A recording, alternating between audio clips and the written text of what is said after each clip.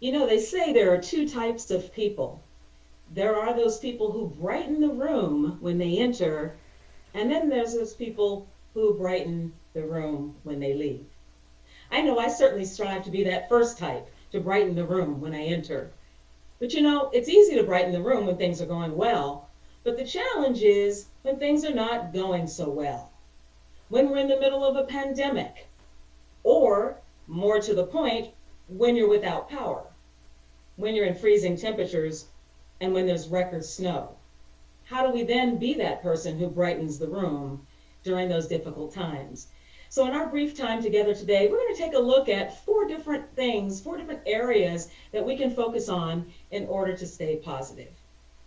So, it's my pleasure to be kicking off the 75th annual conference for TASBO, virtually, but still connected with you to celebrate this momentous occasion. So let's take a look at four things that are going to impact, make or break, whether or not we can be that positive person who brightens the room.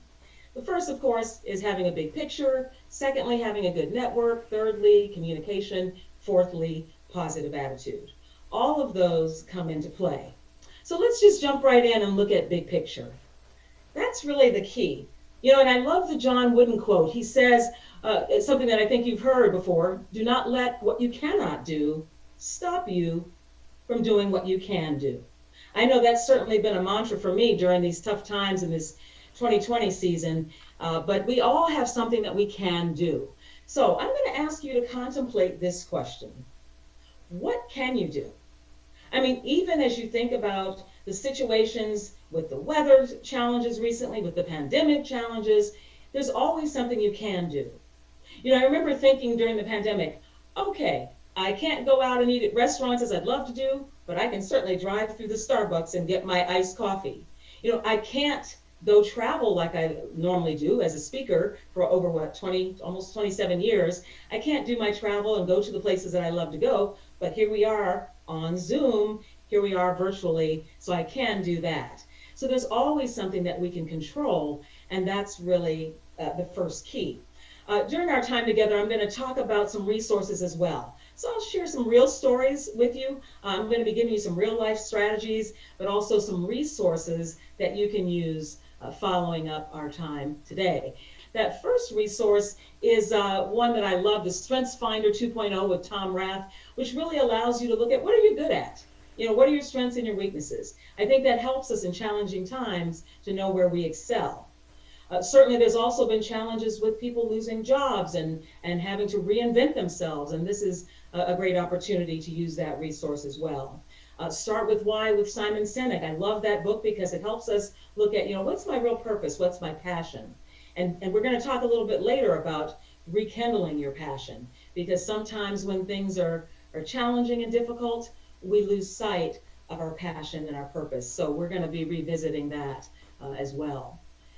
You know, one of the people had asked me during the difficult pandemic that we've been through, you know, how do you manage to stay positive? How do you manage to stay upbeat? And I always felt like the Helen Keller quote was one of my real guiding forces. The quote she says is, "Keep your face to the sunshine and you cannot see the shadows." And that really just says, can you again look at what are the positives going on? You know, a little bit more about my background that was not in the introduction. I grew up as a military brat, and my dad, for 26 years, was in the Army. We moved every 2 to 3 years. Spent half my childhood outside of the country in Germany, half my childhood in the States. But every 2 to 3 years, we'd move. And we had no choice. We had no control. You know, my dad would come home and he'd announce, "We're moving, pack your bags," yet again.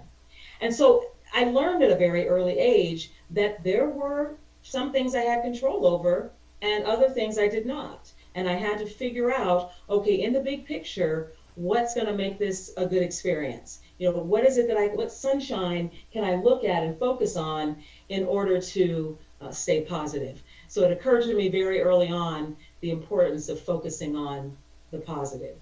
You know, I spent some time, of course, in the university arena, and I always love speaking to my fellow education colleagues. So this is a wonderful opportunity for me because all you know that there are things that go on even in our work world that we don't have control over.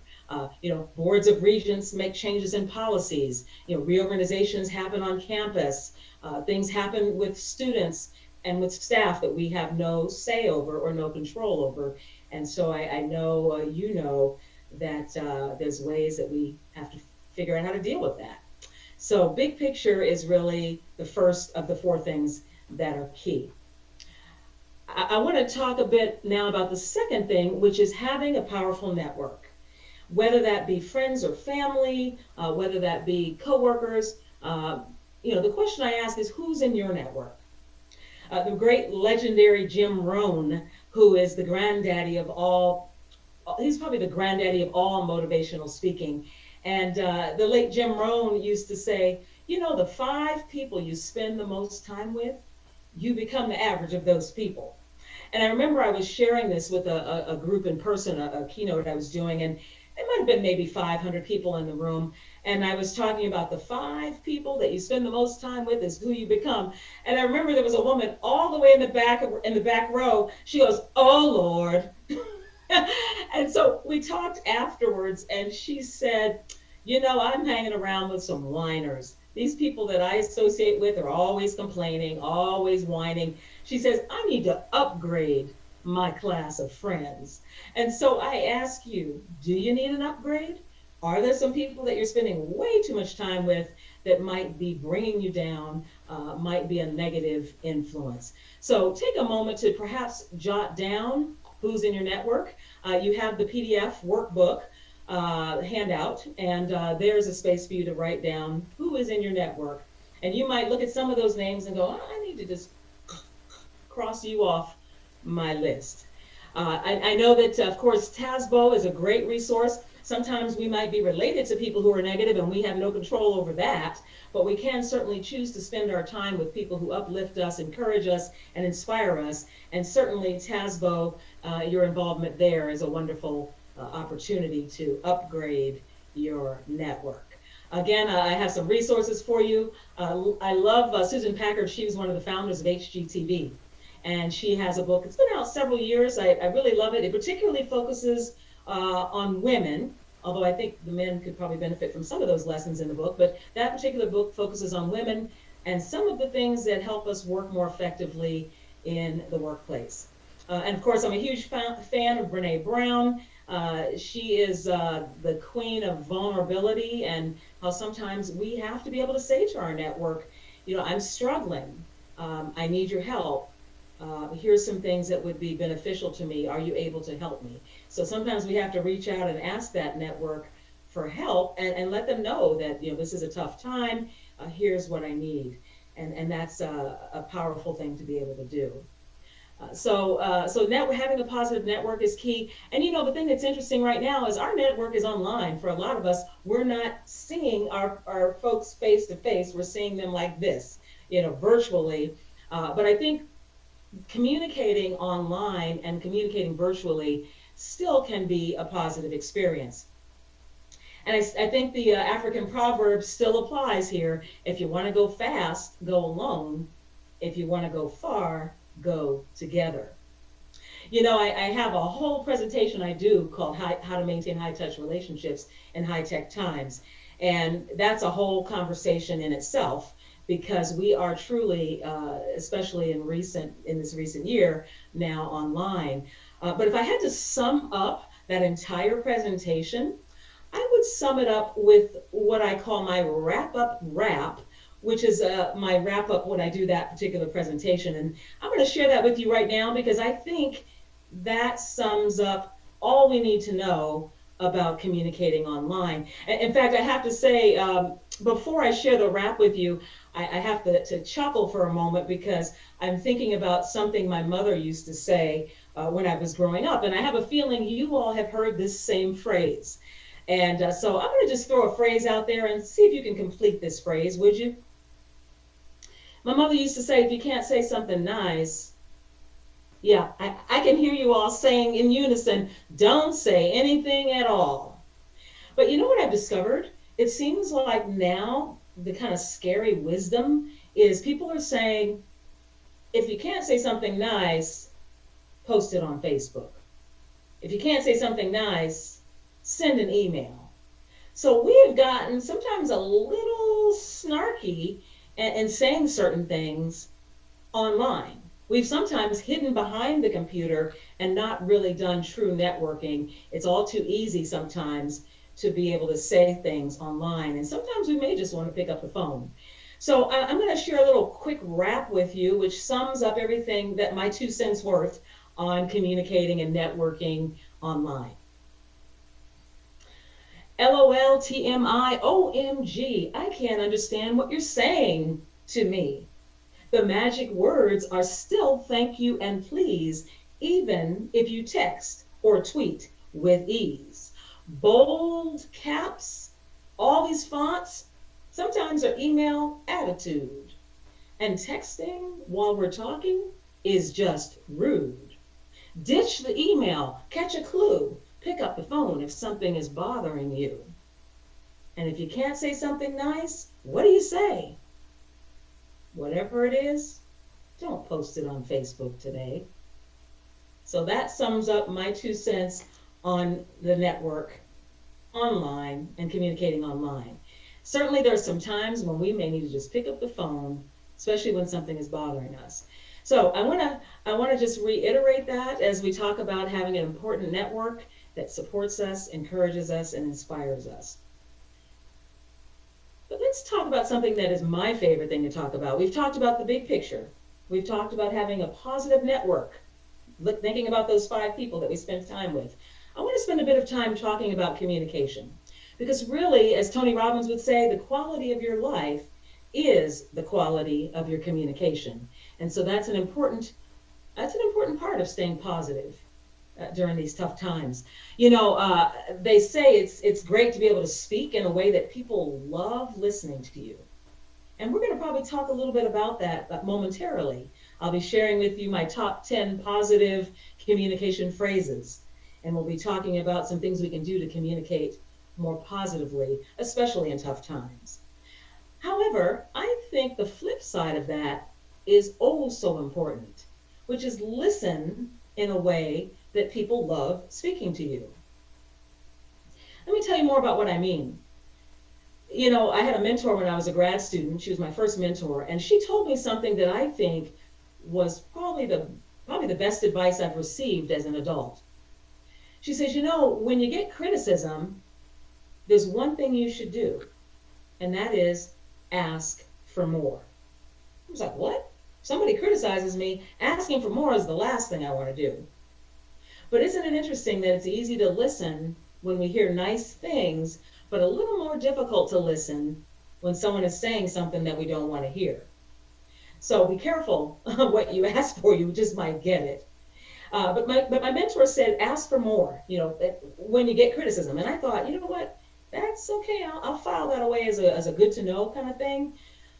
But it really actually came about after I attended, it came to life really, as I attended a presentation much like this one that you're attending virtually, but much like this one. I was at a presentation for folks who worked in universities, in education, and particularly for supervisors. And at that time I was a supervisor in the university arena. And I remember them saying at this presentation, when you go back to your staff and you have your one-on-one meeting, it would be a great idea to ask for their input.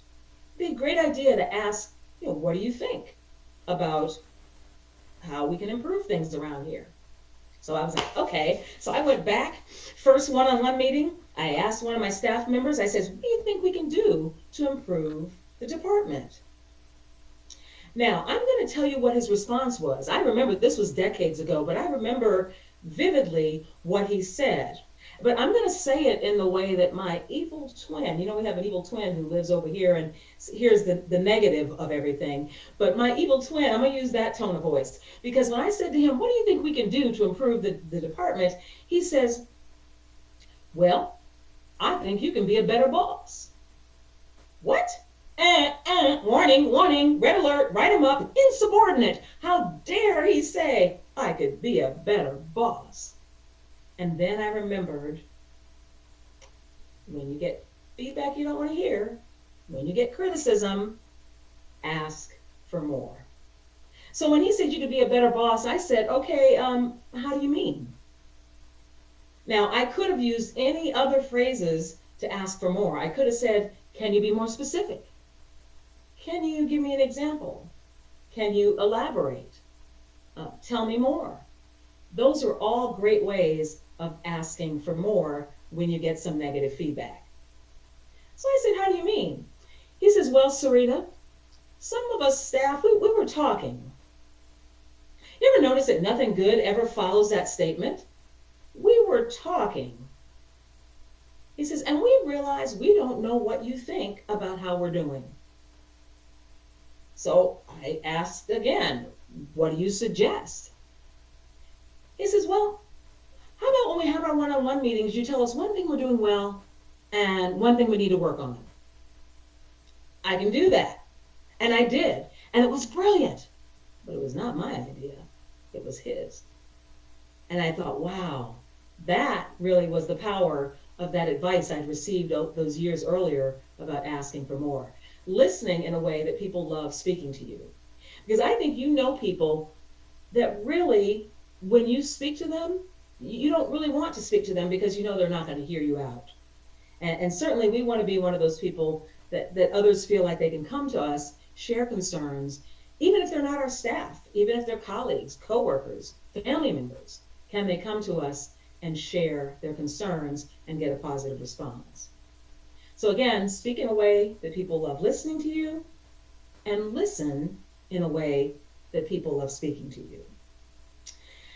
As I said, I love talking about communication. It's really a make or break, as we've talked about, in how things are going. I actually am going to share with you one of my favorite things from one of my books, my first book, If You Can't Say Something Nice, What Do You Say?, which has been out probably a dozen years. But one of my silver linings of the lockdown was having time to finally write that second book, Say What You Mean in a Nice Way. And that subtitle is Working Together Better in High-Tech Times. And so I'm going to share a bit briefly about my top 10 positive communication phrases, which I discuss at length in my first book and, of course, reference in my second book. So let's talk about those top 10 phrases. By the way, before I share the phrases, I want to talk about this photo. This is a photo of my handsome husband of 6 years. And the reason I've put him on the photo is that it occurs to me that although we're talking primarily in our conversation today about the workplace, really these same strategies, of course, work at home. And many years ago, someone told me something that has kind of haunted me. They said, you know, Sarita, home is where you go when you're tired of being nice. You notice with our work colleagues, it's like, how can we resolve this? Let's work together. And then we go home, it's like, get upstairs right now. You know, suddenly we're the ugly person. Well, now, with so many of us working from home, home is work, work is home, it's all a blur. And so all the more reason to use these types of positive phrases, because sometimes now work and home have blurred. So let's take a look at these phrases. By the way, I'm going to ask you, as we're looking at the phrases, I'm going to ask you to make a note of the ones that you resonate with. Now, I do have all of these phrases in your handout in the PDF. They're provided in the handout, so you can follow along. But I want to highlight a couple of my favorites, and again, ask you to think about your favorites. So the first two phrases fall in the category of giving the benefit of the doubt. So let me focus there for just a moment. I had a woman come to me one time after I did a keynote. She came up to me afterwards and she says, you know, Sarita, now let me tell you before I say what she said. I have to tell you that when anyone comes up to me after a presentation, and this will be true as we have our virtual conversation after today's presentation, but certainly I like to have some response. I like to collect myself and think of something witty, profound, useful, you know, at the very least something beneficial to say in response when someone shares a concern. But on this particular day, a woman came up to me after my presentation, and she came at me so fast and furiously, I didn't even have time to conjure up anything profound. She came up to me and she says, you know, Sarita, I think my coworker's laying awake at night plotting my demise. I said, what? Before I could gather myself, I said, what? She's not laying awake at night. You're laying awake at night. She's sleeping soundly. And interestingly, we had a conversation, and she had to admit, I don't think the woman knows that she's part of the problem. And I thought, isn't that interesting? Because so often people are getting on our nerves, pushing our buttons, but they don't really even know that we have concerns.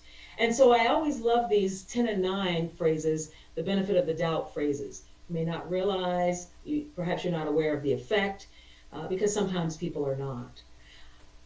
I am a fan, my favorite phrases, I'll confess, are in this second category, 8, 7, 6, and 5, which is really phrases that cause us to seek input.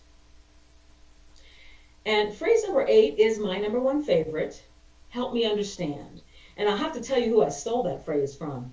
Some of you, and I'm dating myself now by sharing this, but some of you may remember the old vintage sitcom Columbo.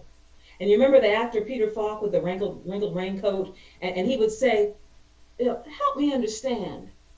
I thought we agreed. We were going to meet at the courthouse at noon. And so sometimes there would be a miscommunication. And you ever notice that happens in our day-to-day lives? Someone says, well, I'm going to get this report to you by Friday. And then we're like, help me understand. I thought we agreed. And, what went wrong? And we have to get some clarification. What I love about this phrase number 8 in particular is that sometimes it's the exact opposite of what we really want to do. What we really want to do sometimes is say, you know what, I'm going to make you understand. Especially if you find yourself in a staff meeting, bantering back and forth, and someone is resisting your idea, and you're saying, well, how about this? And they're going, no, that won't work. No, that's not going to happen. No, we tried that before. That's not going to work. Sometimes we have to say, help me understand what went wrong last time so that we can avoid it this time. Or help me understand more about your concerns about this course of action.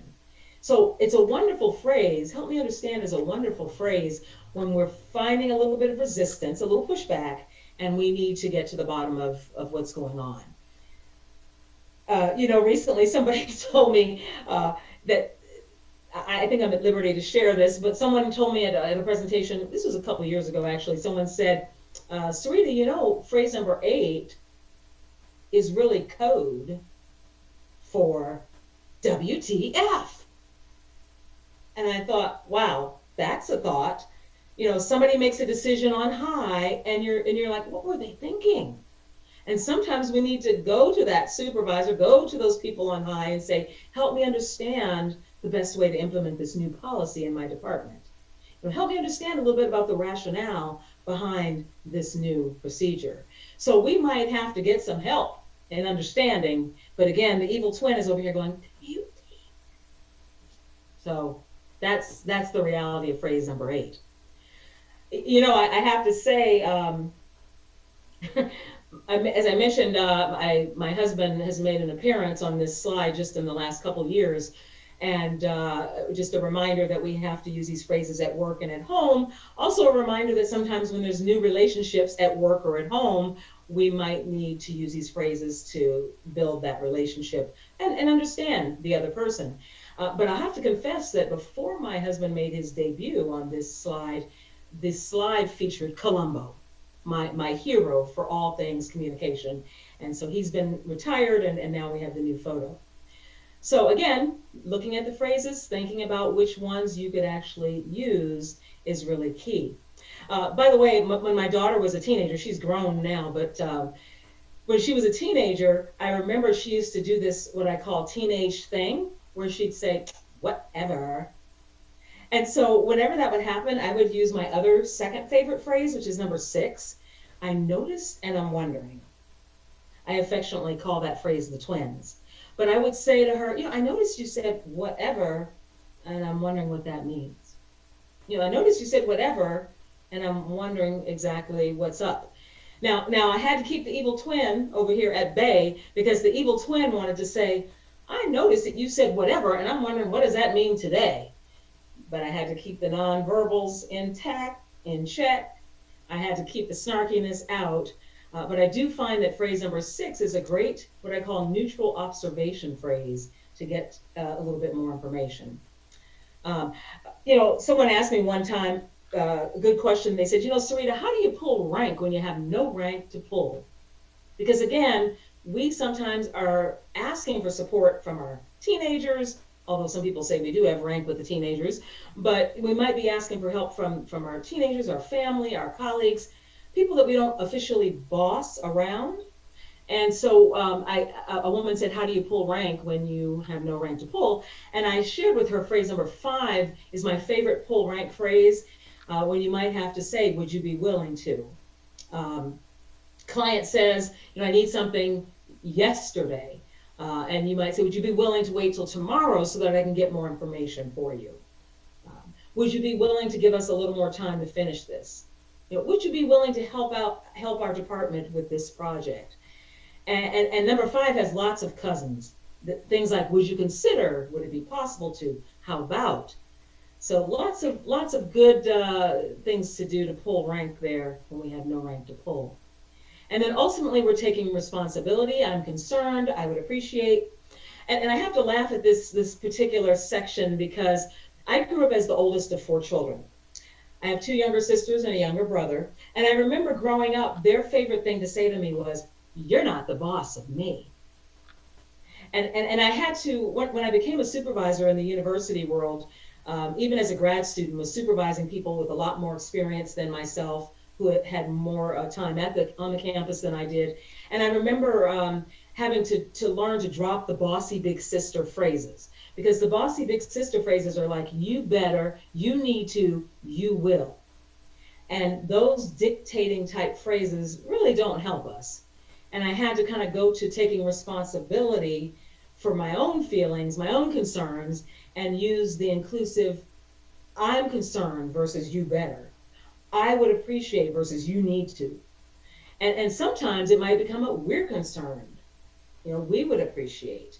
And so I love that approach where we're not blaming the other person, but we're taking responsibility for how we feel about the situation.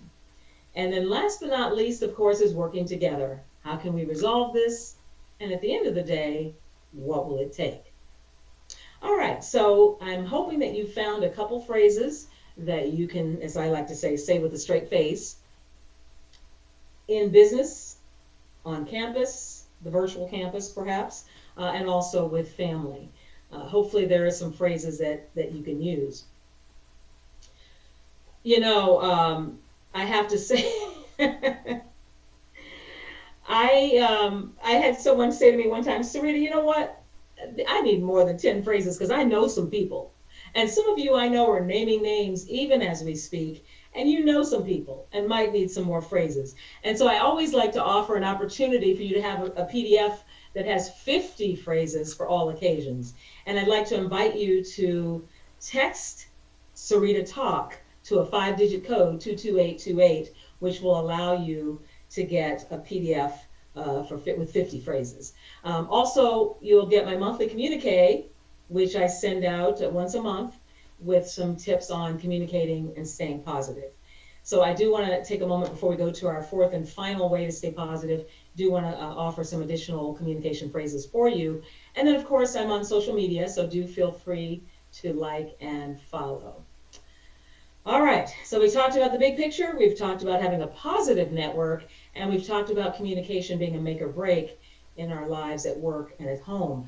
I want to spend our remaining time talking about how to maintain a positive attitude, because that is really key in dealing with uncertainty and change. So there are 3 P's for staying positive.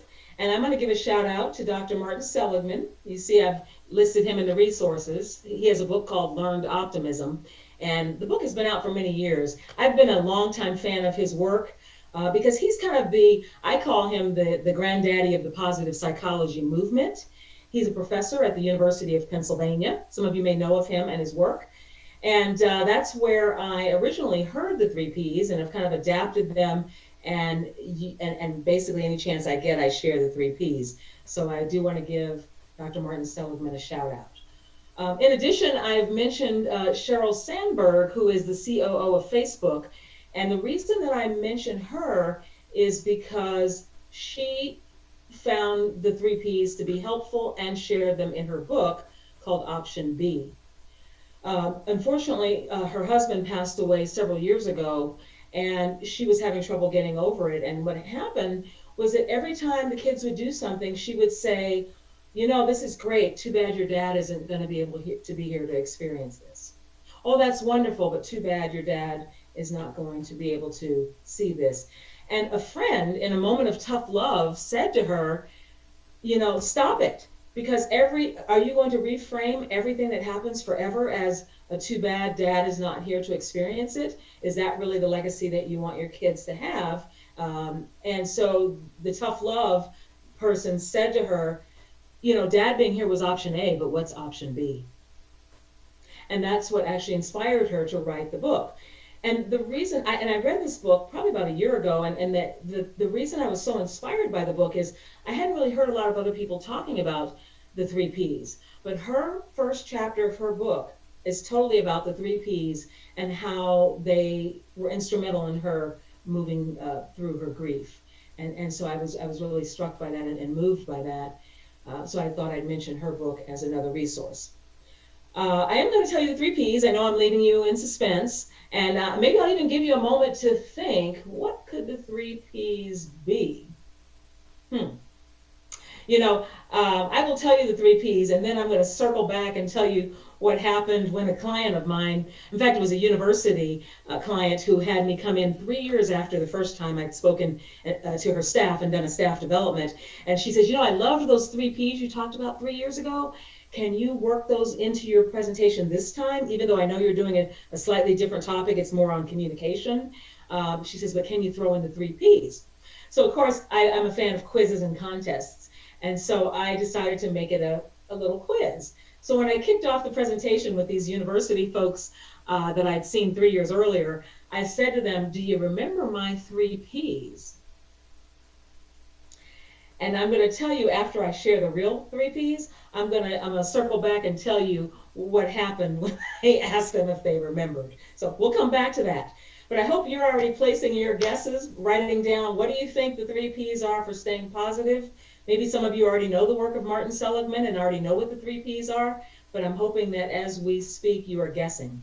On your handout, of course, there is 3 blank lines, so I encourage you to write down the three P's in your handout as I share them. And so let's go. The first of the three P's is personal, not taking things personally. You probably know the person who says, "Well, why does this stuff always happen to me?" People are sometimes worrying about themselves and not worrying about us. And I remember reading in one of those women's magazines. I read way too many of those women's magazines. But I remember reading in a magazine one time, and I think it was the O magazine. But anyway, I remember there was an article in there, and the article said, "You would be depressed if you knew how seldom it was about you." Because we're always thinking, "Oh, it's about me. They're out to get me. It's a conspiracy against me." Nobody's thinking about you. I hate to tell you, they're all about themselves. They're worrying about their problems and their concerns. And so we should really not think that people are trying to do stuff to make our life miserable. And because that's the fast lane to negativity. If we feel like everything's about us, sometimes we're just walking through the shopping mall, minding our own business, and someone gives us a look. And we're like, "Why did they give us a look? Who are they? Do I know them? Did I do something to them? What's going on?" It's not even about us. So that's the first P, is not taking everything personally. The second P is permanent. Things are not permanent. I know right now some of you are still reeling from the pandemic. Some of you are still dealing with the weather challenges and all the things that have happened with these recent freezing temperatures, power outages, rolling blackouts, whole state of Texas in a state of emergency. And I think the saving grace on this is this too shall pass.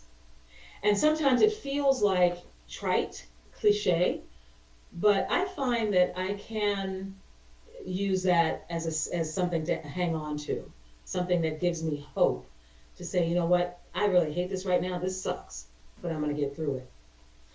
Now, I have an interesting opportunity personally as a person who does speaking, because I find that with me, something happens, and I always say to myself, boy, this really sucks, but when I get through this, it's going to be a great story for my presentation.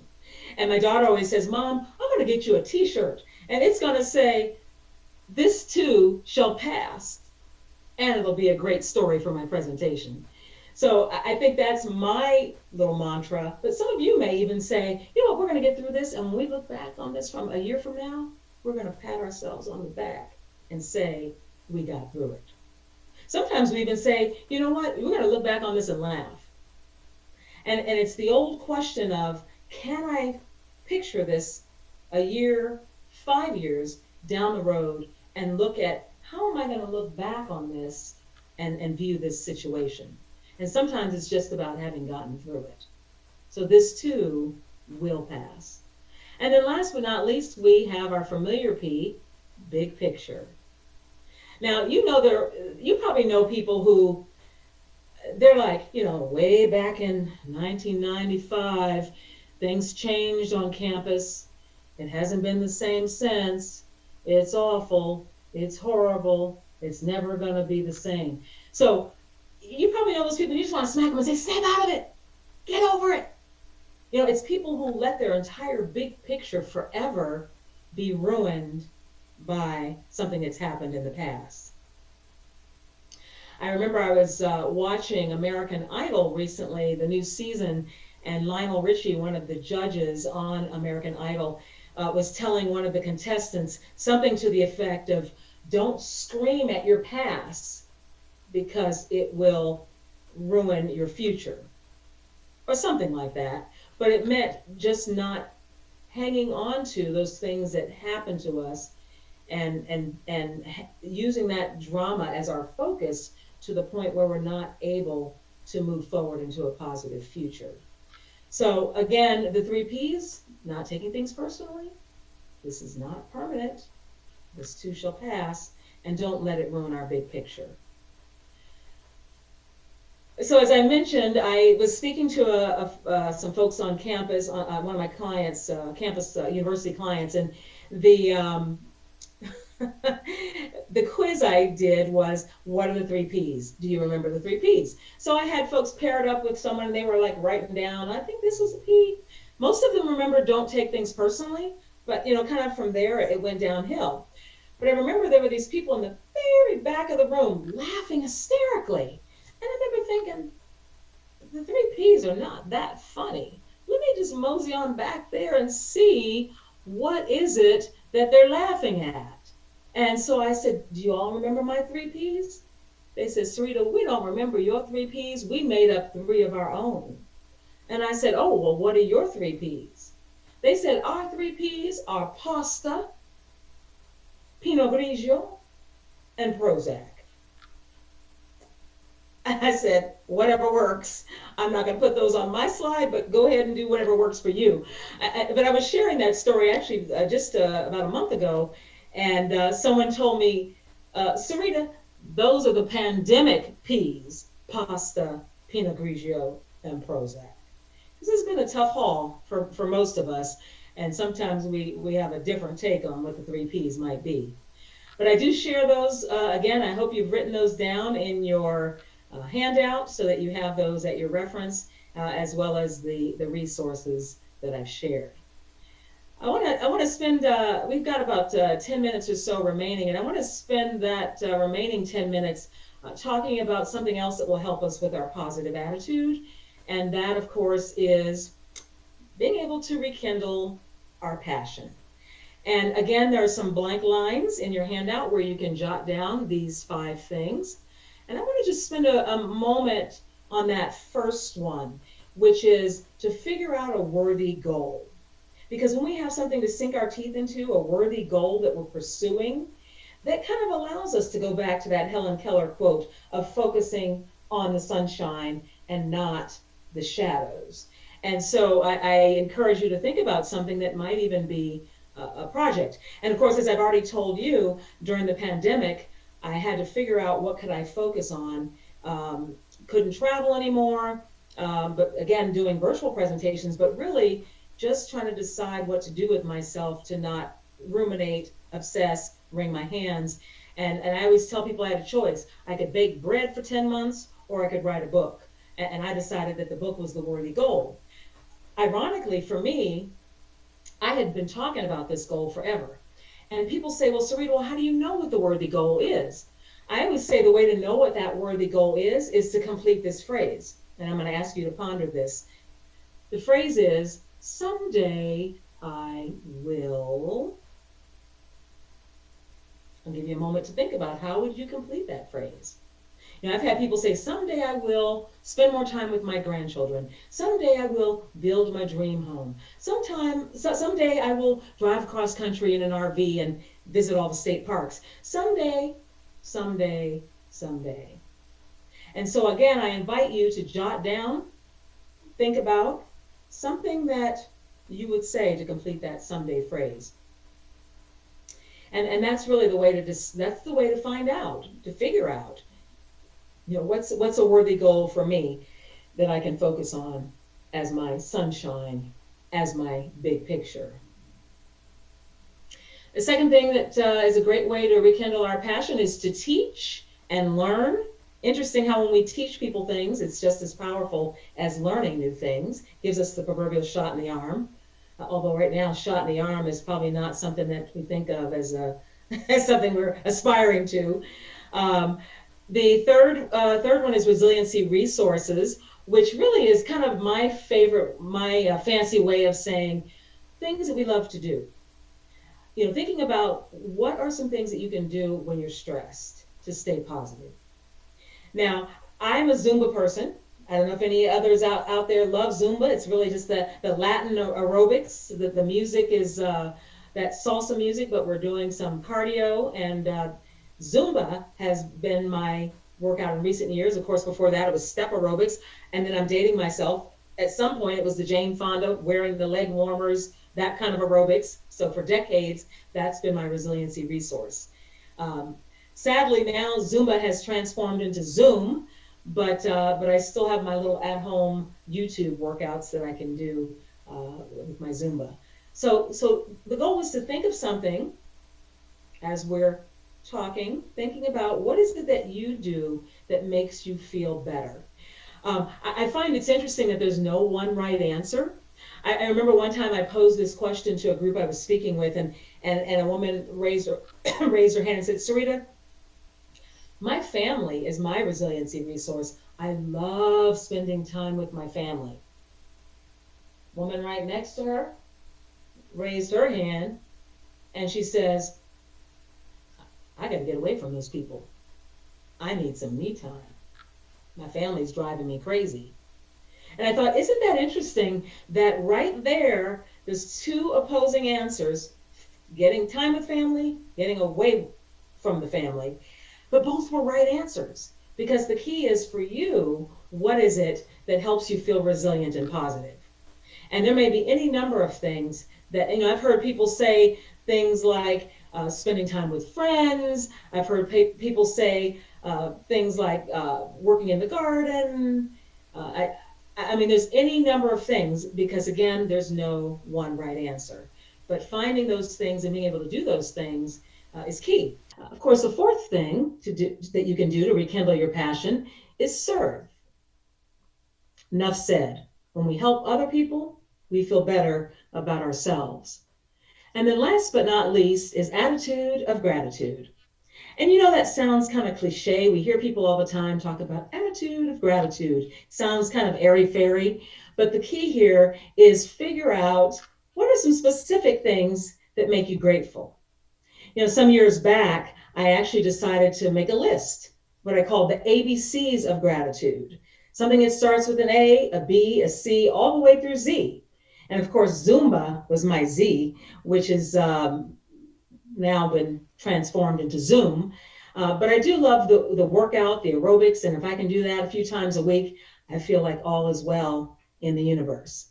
So I encourage you to think about your ABCs of gratitude. What are some things that start with an A, with a B, and a C that you're grateful for? And I'll ask you to think about and perhaps jot down what it is that you would say you're grateful for. You know, my favorite answer is a woman in one of my presentations said her grandchildren had names that started with an A, a B, and a C. And that's what she was most grateful for. And I thought that was probably one of the coolest answers ever. But I think this kind of ABCs of gratitude thing has kind of taken on a life of its own. I have some colleagues who say, you know what, we're using that for staff team building. And at the beginning of our meeting, everyone chooses a letter and they have to say what they're grateful for that starts with that letter. So it might be K, I'm grateful for my kids. S, I'm grateful for Starbucks. Whatever that thing is, and using that as a team builder. Another colleague said, I'm using that for my family reunion. We're going to do that as an icebreaker and have people pick a letter and say what they're grateful for. In fact, now that we're all virtual, that's still a great team builder. You can have all the letters in a bowl or a jar, and for each person, pick out a letter, and they have to say what they're grateful for that starts with that letter. So it's a wonderful way to remind ourselves of the positive instead of focusing on all the things that are uncertain or all the things that may have gone wrong. So I'll give you a moment to contemplate that. In fact, I have to say my A, B, and C originally, and it's ever changing. It seems like every couple of years the A, B, and C all the way through Z changes. But I remember originally the one that has not changed is A for awesome audiences. And I'll still say that even though my audiences are virtual now, it's A for awesome audiences. B for bargains. I'm a bargain hunter, so that would be my B. And C continues to be cool clients. So again, I'll give you a moment to think about what you're grateful for that starts with each of those, at least A, B, and C. We don't have time to do the whole alphabet today. During the pandemic, I had a new updated A, B, and C. My daughter, who is just turned 29, which I cannot believe, was going to have a wedding, a June wedding. And of course, I live in San Diego, California, and some of you may know the Balboa Park here in San Diego. And she was all scheduled to have the wedding at the Japanese Friendship Garden, which is at Balboa Park. But of course, June was the height of the pandemic, the lockdown, so that did not happen. Her big wedding morphed into a 10-person event in the backyard. But as you can see from the photos, it was still a kind of a Japanese theme, and it was still a wonderful wedding. She already had her dress ordered, custom made by someone on Etsy. And so that was actually still beautiful. We had custom made masks because her maid of honor had health challenges. So we were particularly concerned about that. So after all of that, I ended up being eternally grateful that we had alternatives. That was my new A. And the alternatives were very, very good ones. And we still had the beautiful bride and cost cutting. Miraculously, we got refunds from the venue, the catering, and saved a ton of money. So cost cutting became my new C. Again, the ABCs of gratitude may be tweaked and changed as time marches on, but it's always great to kind of use that as a very specific way to look at what exactly are you grateful for. So as we wind down, I'm going to ask you, maybe even challenge you to think about what one idea have you heard during our time together that you will implement. We're like this guy in the picture here. Now, of course, we're all virtual. We're like, yay, this has been great. We've got some new ideas. I'm going to go out and feel positive and take on the world. And then we go back to business as usual. So my challenge to you is to take some of the ideas you heard today, maybe even a little bit of enthusiasm that you've gathered, and use that in real life. So again, I'll give you a moment to think about one idea that you heard that you think you can actually use. As we close, I do want to share one of my favorite thoughts with you, which is a quote by Eleanor Roosevelt, and a quote that I've become quite fond of in these recent months, which is, with the new day comes new strengths and new thoughts. In other words, there have been some positives, some silver linings as we've come through all these challenges. We've been able to hopefully keep our big picture and keep our eye on that, network and have support from positive people, communicate what we need, communicate positively, and then maintain a positive attitude. And then, of course, at the end of the day, hopefully all of these things will help you be that person who brightens the room when you walk in rather than brightening the room when you leave. So Tasbo, thank you so much for allowing me to be part of your 75th anniversary. I've enjoyed talking with you, and I look forward to future conversations. Thank you.